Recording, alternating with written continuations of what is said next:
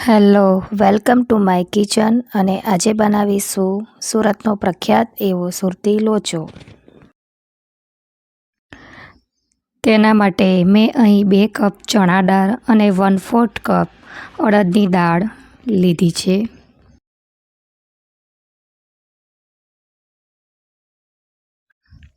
ચણાની દાળ અને અડદની દાળને બંનેને સારી રીતે ધોઈ લેવાની છે અને પછી 5 થી 6 કલાક માટે તેને પલાળવાની જ હોય છે. અહીં મેં 1/4 કપ એવા પૌવાને પણ 5 મિનિટ પહેલાં પલાળીને રાખ્યા હતા. હવે દાળ સાથે પૌવાને પણ પીસી લેવાના છે.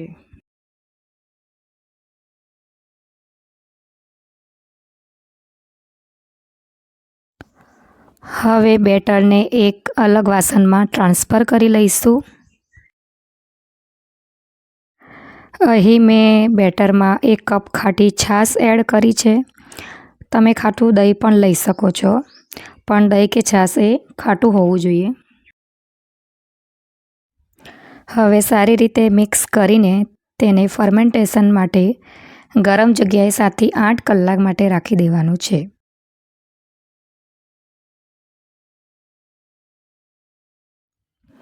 આથો આવી ગયો છે.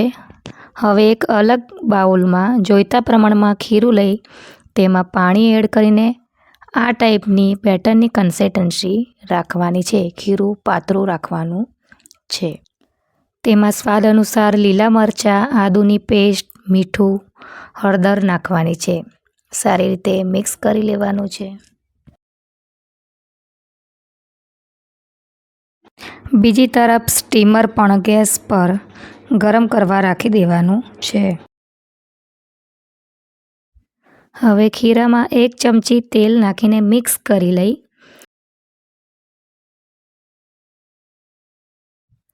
તેલથી ખીરાની પ્લેટને ગ્રીસ કરી લેવી.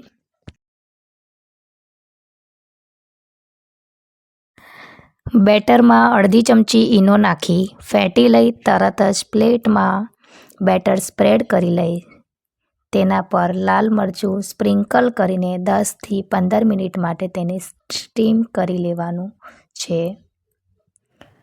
અહીં બેટરનું લેયર પાતળું રાખવાનું હોય છે. હવે લોચા ઉપર નાખવા માટેનો મસાલો તૈયાર કરીએ. 1 ચમચી શેકેલો જીરુંનો પાવડર, મરી પાવડર અને અડધી ચમચી સંચર અને ચાટ મસાલો તેમજ 1 ચમચી લાલ મરચું પાવડર લઈને મિક્સ કરી લઈશું.